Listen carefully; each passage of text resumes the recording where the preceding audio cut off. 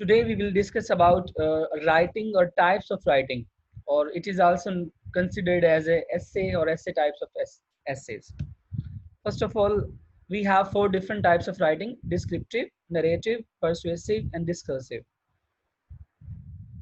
Descriptive type writing, where we have to pinch our five senses, or where we have to analyze our five senses. The essay that demands description about the topic is known as a descriptive essay. Descriptive essay offer freedom to express our emotion and create an image in the reader's mind or in the mind of reader. This kind of essay writing offers flexibility because there is no exact structure or format used to write descriptive essay. Descriptive essay is a thing where we can utilize our five senses: the sense of hearing, touching, seeing, and tasting, or even though we are capable enough to make a picture in the mind of a reader. हम ऐसे को इस तरह से बयान करते हैं, हम उसकी इस तरह से तस्वीर कशी करते हैं कि जब हम ऐसे बता रहे होते हैं या वो बात बता रहे होते हैं, तो हम सुनने वाले के दिमाग में या पढ़ने वाले के दिमाग में एक तस्वीर कशी बना देते हैं कि फला चीज किस तरह से है. It's mean we have to put detailed information about the things. हमें डिटेल में डिस्कस करना पड़ता है उस चीज के बारे में. जब हम डिस्क्राइब करते हैं तो हमें डिटेल इन डेप्थ की बात करनी पड़ती है, ताकि जो रीडर है या आपका जो लिसनर है वो आपकी बात को क्लियरली नोटिफाई कर ले. Most important aspect of the descriptive writing that you have to utilize your five senses and you have to make a picture in the mind of a reader. 2 points याद रखें कि आपको five senses को इस्तेमाल करना है इसमें, और साथ में आपको एक तस्वीर कशी बना देनी है. राइटर जब लिखे तो ऐसे अल्फाज हो जो पढ़ने वाले के दिल पर असर करे, राइटर की फीलिंग्स उसकी फीलिंग्स बन रही हो. अगर राइटर मुस्कुरा रहा है राइटिंग में तो उसे फील हो रहा हो कि यहाँ पर मजे की बात हो रही है. अगर वो वहां पर सैड है तो रीडर भी सैड हो जाए. मतलब कुछ आप मूवीज देखते हैं, कुछ आप ड्रामास देखते हैं, वो इतने अफेक्टिव होते हैं कि अगर वहां पर कोई सैड सीन आ जाए तो सम पीपल्स आर क्राइंग, कुछ लोग रोना शुरू कर देते हैं. जब वो रोना शुरू कर देते हैं, एक्चुअली वो राइटिंग के ऊपर प्ले हुआ है, पहले वो लिखा गया है फिर उसे परफॉर्मेंस पे लाया गया है. तो जब वो लिखा था तो लिखने वाले ने उसकी डिस्क्रिप्शन इतनी जबरदस्त बयान कर दी थी कि वहां पर इमोशंस को ऐड कर दिया. और डेफिनेटली जब हम डिस्क्रिप्टिव राइटिंग की बात करते हैं तो वहां पर इमोशंस, पैशन, सेंसेशंस और detail picture of any aspect must be there, वहां पर जरूर होगी.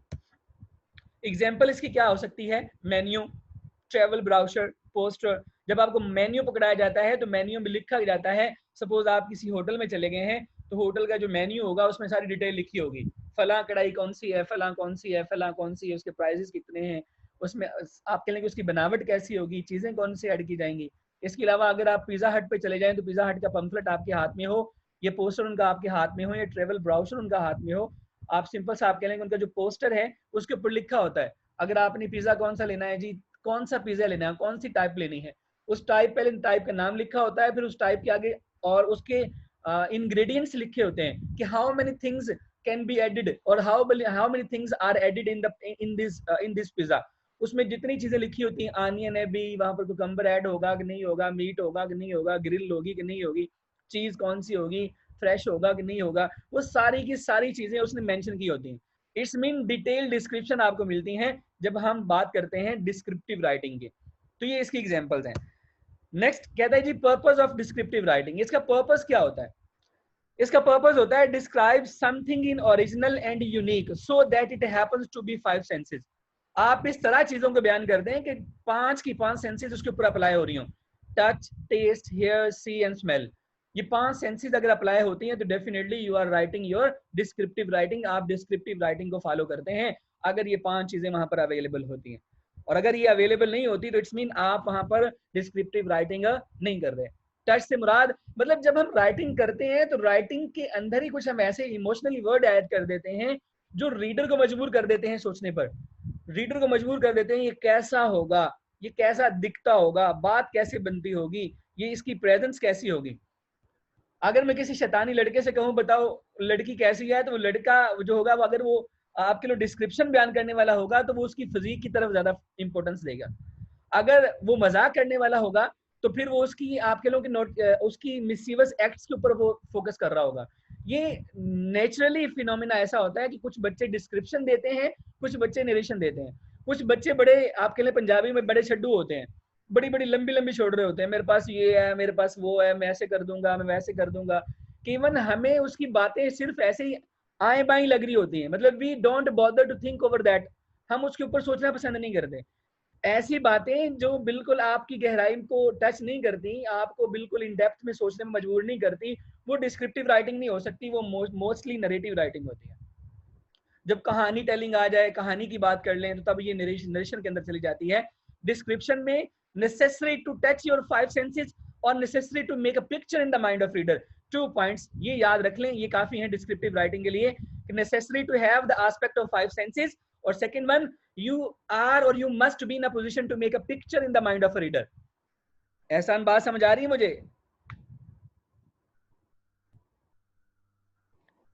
क्यों सायरिया?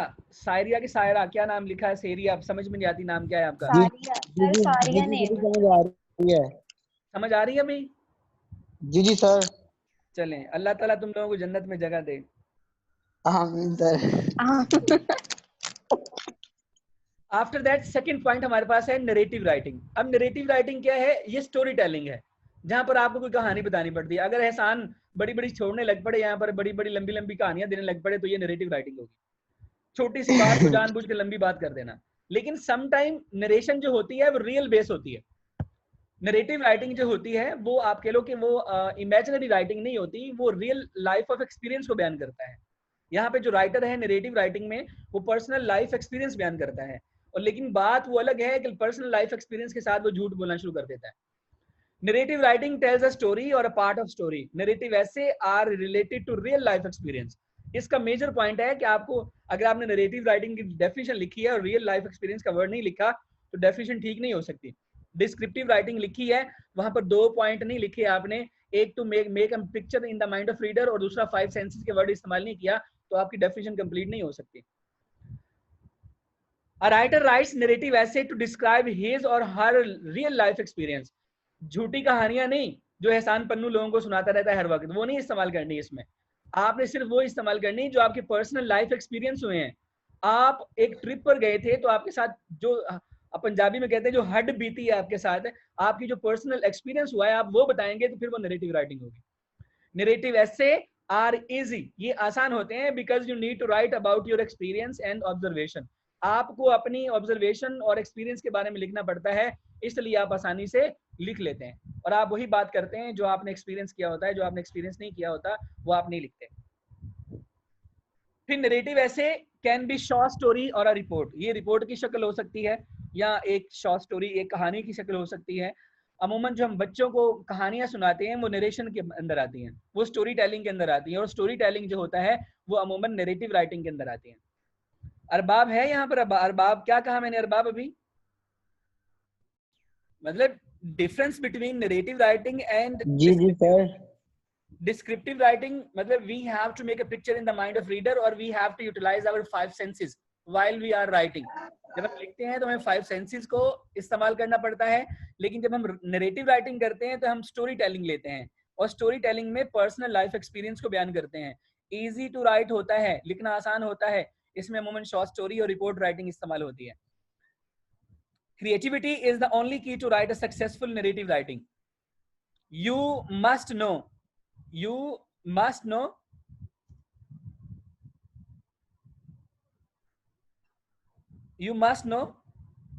how to plot the scene to impress the reader। आपको ये पता होना चाहिए कि आपने प्लॉट को किस तरह लेके चलना है, कहानी का मंजर कैसे बयान करना है, ताकि आप अपने रीडर्स को इंप्रेस कर सको। The essay must have points and facts to support your points। और याद रखें, नरेटिव राइटिंग जब कर रहे हैं वहां पर हकीकत नहीं होगी, आप रियल लाइफ बात नहीं करेंगे, तो लॉजिक्स नहीं होंगे, तो आप तब भी अपने रीडर्स को कन्विंस नहीं कर पाएंगे। इसमें ऐड क्या क्या होगा? इट इंक्लूड्स, क्या क्या इंक्लूड करता है ये? इसमें प्लॉट होता है, ठीक है, कैरेक्टराइजेशन होती है, सेटिंग होती है, थीम होता है, पॉइंट होता है, पॉइंट ऑफ व्यू होता है। आर्ट ऑफ कैरेक्टराइजेशन भी इसमें बयान की जाती है। नरेटिव राइटिंग में एक पॉइंट तो ये है कि पर्सनल लाइफ एक्सपीरियंस है, दूसरा आर्ट ऑफ कैरेक्टराइजेशन इसमें होता है कि आप किसी कैरेक्टर की तस्वीर कशी करते हो, किसी कैरेक्टर के बारे में आप डिटेल बताते हो, सेटिंग, थीम, पॉइंट, ये इसके अंदर इंक्लूड होता है। फिर एग्जाम्पल ऑफ नरेटिव राइटिंग क्या आती है? सबसे पहली एग्जाम्पल नरेटिव राइटिंग की हमारे पास जो है वो नॉवल है, novels, after that short stories, biographies. Biographies वो होती हैं जो हम ऑटोबायोग्राफीज जो हम पर्सनल लाइफ एक्सपीरियंस के बारे में लिखते हैं। ऑटोबायोग्राफीज वो होती हैं जो किसी बंदे के मरने के बाद उसकी किताब को पब्लिश किया जाता है। हिस्टोरिकल अकाउंट्स, तारीख। सर जी जी जी, हेलो सर, आवाज सर कट कट के आ रही। अब आ सर रही जी है? आवाज सर 3 बार आ रही थी। जी सर, अब सही आ रही है। चलें, सही शुक्र। आ सर रही है। रिपीट कर दें, ये डिफरेंस से समझ नहीं आई, वहां से रिपीट कर डिफरेंस दें। Between descriptive and narrative writing. Descriptive writing में है आपको पिक्चर बतानी पड़ती है, बनानी पड़ती है अगले के माइंड में, एक स्नैपशॉट बताना पड़ता है, एवरी मिनट डिटेल देनी पड़ती है। और जबकि नरेटिव राइटिंग जो है आपको एक इवेंट बयान करना पड़ता है, लाइफ एक्सपीरियंस बयान करना पड़ता है। इसका डिस्क्रिप्शन का जो दूसरा पॉइंट है, इसके अंदर आपको आप कह लो कि एक्शन नहीं बताना पड़ता, आपको यहाँ पर 5 सेंसेस अप्लाई करनी पड़ती हैं, और आप कह लो कि डिटेल और 5 सेंसेस इस्तेमाल होती हैं डिस्क्रिप्शन में, और नरेशन में पर्सनल एक्सपीरियंस और आर्ट ऑफ कैरेक्टराइजेशन इस्तेमाल होता है। ये इन दोनों में डिफरेंस है। After that we have a persuasive writing. Third writing जो है वो पर्सुएसिव राइटिंग है, और यहाँ पर हम क्या कहते हैं, यहाँ पर हमें कन्विंस करना पड़ता है रीडर को।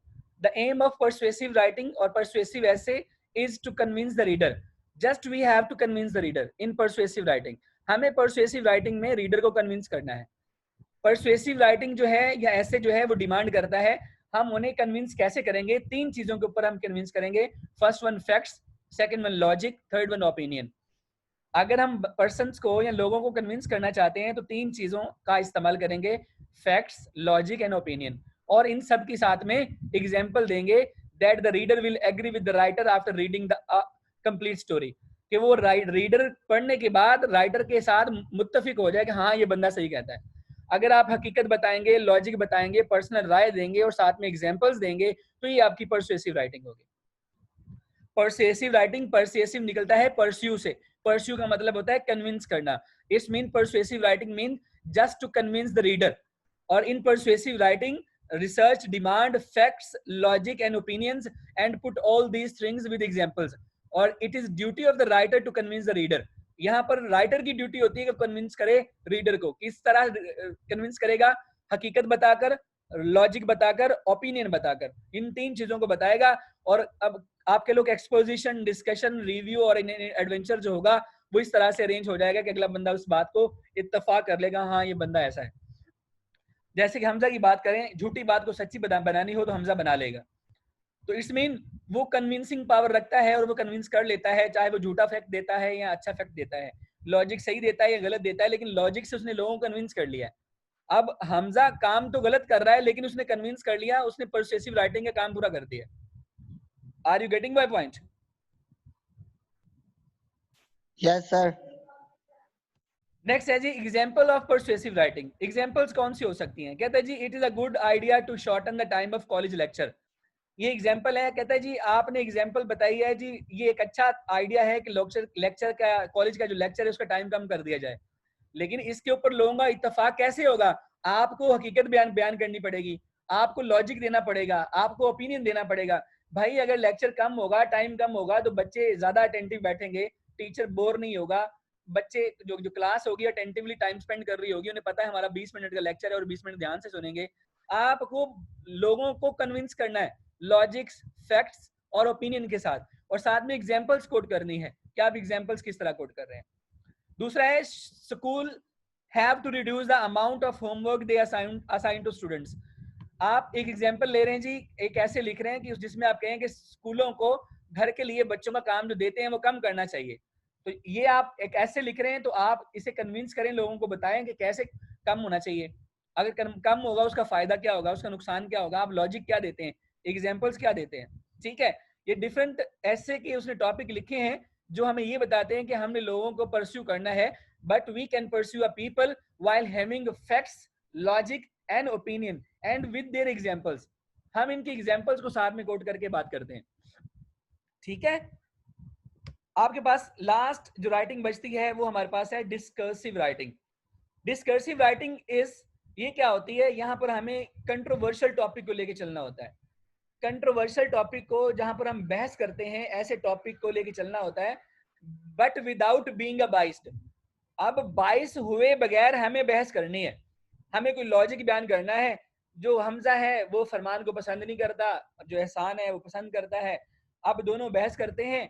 अब हमजा फरमान को पसंद नहीं करता तो पसंद नहीं करता, अब फरमान के ऊपर एनालिसिस आ जाता है, तो हमजा अपनी पर्सनल ग्रजेस को सामने रखते हुए ऐसे लिख देता है, तो उसने 22 काम कर दिया। 22 मतलब अपनी जाती राय ऐड कर देना बगैर हकीकी नताए जाने। अनबाइस का मतलब है अपनी पर्सनल राय ऐड ना करना, जो पूछा गया वो बयान करना। या मैं एग्जांपल दूं कि कुछ लोग पीटीआई को पसंद करते हैं, कुछ लोग नून लीग को पसंद करते हैं, लेकिन पीटीआई के पर्सन से ये कहा जाए कि नून लीग का एनालिसिस करें, तो वो नून लीग का एनालिसिस कर देंगे बगैर उसकी हकीकत जाने हुए। वो कहेंगे नून लीग वाले अच्छे नहीं है, ये बुरे हैं, ये है, ये वो है। उनके काम नहीं सामने रखेगा, उनकी मेहनत सामने नहीं रखेगा, वो बात कर देगा। इसी तरह अगर नून लीग के बंदे से कहा जाए कि पीटीआई के एनालिसिस करो, तो वो भी बगैर जांच पड़ताल किए वो अपनी जाती राय ऐड कर देगा। जब जाती राय ऐड कर देगा तो वहां पर वो बाइस काम करेगा। जब 22 हो जाएगा मतलब जहां पर हम जाती राय ऐड कर देंगे वो काम 22 हो जाएगा। हम कहेंगे तुम इसकी फेवर कर रहे हो। अगर नून लीग का बंदा पीटीआई का एनालिसिस करता है, सबसे पहले देखता है ये हुकूमत कितना अरसा रही है, फिर ये देखता है कि कर्जा कितना था, कहां पे चला गया है, फिर देखता है तरक्की कितनी हुई है या जवाल पजीरी कितनी हुई है। इन सारे लॉजिक्स को डिस्कस करके बात करता है, तो फिर वो अनबाइस काम करेगा। इसी तरह अगर एक पीटीआई का बंदा नून लीग का एनालिसिस करता है तो बताता है ये 5 साल हुकूमत रही थी, इतने काम किए थे, इतने अच्छे हुए थे, इतने बुरे हुए थे, और ये काम अच्छे थे, ये बुरे थे, ये कर्जा यहाँ पे था, ये यहाँ पे पहुंच गया। और इन सब का एनालिसिस निकाल के एंड पे उन अपने लॉजिक्स को सामने रखकर बताए कि इस हुकूमत ने गलत किया है, इस हुकूमत ने सही किया है, तो फिर वो ऐसे अनबाइस होगा। है तो कंट्रोवर्शियल, बहस हो रही है वहां पे, लेकिन वो लॉजिक्स के साथ बताता है, रीजन, काज, ओपिनियन, पर्सनल राय ऐड करता है, लेकिन रीजन के साथ। बगैर रीजन के वो काम नहीं करता, अपनी जाती फेवरिज्म को ऐड नहीं करता। आपको मेरी बात समझ आ रही है इस ऐसे की? जी सर जी सर आ रही है समझ। When a controversial topic is explored in an unbiased manner, you must provoke thought in the reader and get them to consider their own opinion based on the point you present. आपने जो point बयान किए हैं, लोगों उससे इत्तफाक कर ले, बगैर ये कहे कि यार ये बंदे की अपनी राय है। नहीं, ऐसा ना कहें। वो ये कहें हाँ ये सच कहता है, ये हकीकत बयान कर रहा है। जब हकीकत समझ के लोग एग्री कर लेंगे तो वो कंट्रोवर्शियल टॉपिक सही हो जाएगा। अगर वो लोग इसलिए इत्तेफाक करेंगे नहीं नहीं नहीं ये तो तुम्हारी अपनी जाती राय है, हकीकत में ऐसा नहीं है, तो फिर तुमने बायस काम किया है, तुम उस चीज के बारे में फेवर कर रहे हो या अनफेवर कर रहे हो। तो जब हम अनड्यू फेवर काम करेंगे, हम किसी को फेवर नहीं देंगे और काम भी ठीक करेंगे, तो फिर हम डिस्कर्सिव राइटिंग करेंगे। You must examine the arguments for and the arguments against. उस चीज के हक में और उस चीज के खिलाफ दोनों काम के ऊपर बहस करो, और इन इक्वल वेटिंग। अगर 3 पॉइंट आपने फेवर में लिए हैं तो 3 ही उसके अगेंस्ट ले लो। सपोज आपने नून लीग का एनालिसिस करना है, तो आप उसके 3 मुस्बत पॉइंट बताएं और 3 उसके मनफी पॉइंट बताएं, फिर ये डिस्कर्सिव राइटिंग है। अगर आप उसके सारे मनफी पॉइंट ही बता देते हैं तो फिर आपने डिस्कर्सिव राइटिंग नहीं की, फिर आपने 22 काम किया है, अपनी फेवरिज्म जाहिर किया है उसमें। अगर आपसे कहा जाता है कि जी एहसान के किरदार का एनालिसिस कर दो, एहसान ने एक बार 100 रुपया खाया था किसी का, और वो बंदा पर्सनल बात को रखते हुए कर दे नहीं जी बंदा ये तो पैसे खाता है, हालांकि उस बंदे का बकिया 50 बंदों के साथ ताल्लुक अच्छा हो, लेकिन उसने अपनी एक तजुर्बे की बिना पर उसे गलत साबित कर दिया, तो ये 22 काम है। हमें अनबाइस काम चाहिए। अनबाइस मतलब जहां पर हम फेवरिज्म या किसी को अपनी जाती मोहब्बत या जाती नफरत के बगैर अगर हम कोई काम करें और वो काम भी बहस वाला हो, तो तब हम डिस्कर्सिव राइटिंग करेंगे। अब इसकी टाइप्स क्या हैं डिस्कर्सिव राइटिंग में? डिस्कर्सिव राइटिंग की मजीद टाइप्स मिलती हैं जो हमारे साथ ऐड होती हैं, ठीक है। इसके बेसिक 2 टाइप्स हैं डिस्कर्सिव राइटिंग की। एक आर्गुमेंटेटिव होता है, ठीक है, इसमें परस्यू होता है एंड आर्गुमेंटेटिव होता है। In persuasive writing the author argues strongly for a given view और अगेंस्ट इट। और in argumentative writing opposing view are discussed. दो चीजें होती हैं, एक पर्स्यू राइटिंग होती है डिस्कर्सिव राइटिंग का हिस्सा, और एक आर्गुमेंटेटिव होती है। आर्गुमेंटेटिव के अंदर आपको बहस करनी होती है, दलाइल देने होते हैं। पर्स्यू के अंदर आपको कायल करना होता है। ये दो राइटिंग आती है, पर्सुएसिव हमने पहले ही पढ़ी थी और आर्गुमेंटेटिव डिस्कर्सिव के अंदर आ रही है। अब difference between discursive and argumentative. अब डिस्कर्सिव में और आर्गुमेंटेटिव इन दोनों में फर्क क्या है? कहते हैं डिस्कर्सिव राइटिंग जो होती है it presents our data in a balance way. ये बैलेंस रखेगा, मतलब कि ऑब्जेक्टिव एग्जामिनेशन जो होगा वो सब्जेक्ट के तौर पर होगा। आप सब्जेक्टिव वो एग्जामिनेशन होता है जहां पर हम अपनी जाति राय ऐड नहीं करते। और जब आर्गुमेंटेशन की बात आएगी, कहता है यहाँ पर आपको एडवांटेजेस और डिसएडवांटेजेस बयान करने एक ही चीज के। यहाँ पर आपको बयान करने हैं, डिस्कर्सिव राइटिंग में आपको बैलेंस बातें बयान करनी है। तो यहाँ पर जो डिस्कर्सिव राइटिंग है, कहता है टॉपिक कंट्रोवर्शियल हो सकता है। कंट्रोवर्शियल मतलब ऐसा टॉपिक हो सकता है जिसके ऊपर बहस की जा सकती है, तो हमें उसका बैलेंस चेक करना है। प्रेजेंट में क्या था, पास्ट में क्या है, इश्यू क्या है, इसका सोल्यूशन क्या है। इसी तरह जो आर्गुमेंटेटिव है, it's purpose is to both educate and pursue the reader on a particular point of the view. यहाँ पर आपको कंट्रोवर्शियल में बहस करनी है, बैलेंस बात करनी है, लेकिन आर्गुमेंटेशन में आपको लोगों को कायल करना है, लोगों को बताना है, उन्हें एजुकेट करना है। ठीक है। जो आर्गुमेंटेटिव है, यहाँ पर आप कह लो कि अपनी मर्जी का नतीजा निकाला जा सकता है बहस करके, लेकिन डिस्कर्सिव राइटिंग में अपनी मर्जी का नतीजा नहीं निकाला जा सकता। क्लियर? Yes sir.